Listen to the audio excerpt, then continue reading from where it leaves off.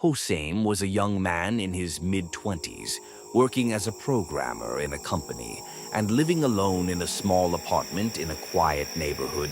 He did not believe in superstitions or horror stories and considered them nothing more than baseless illusions. But that night changed everything.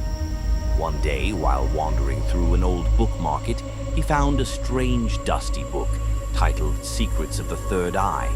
His curiosity drove him to buy it, despite the old seller muttering some cryptic words before handing it to him, but Hossam paid no attention.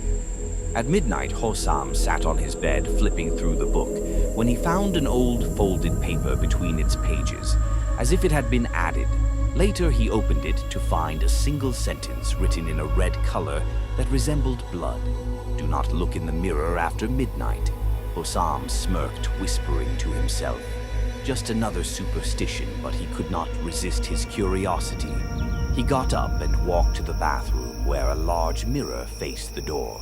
He turned on the light and stared at his reflection.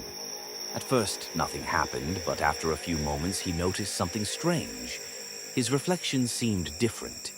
It was smiling in an eerie way, and its eyes gleamed unnaturally. A chill ran down his spine, but he did not move. He kept staring as the reflection began to change little by little. It no longer looked exactly like him.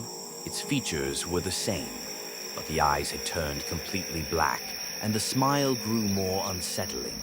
Suddenly, the reflection raised its hand. Even though Hossam had not moved, it was as if the reflection had its own will. Hossam stepped back slowly, but the reflection did not.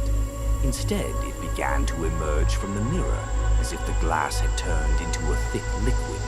He tried to scream, but no sound came out. His body was frozen, unable to move.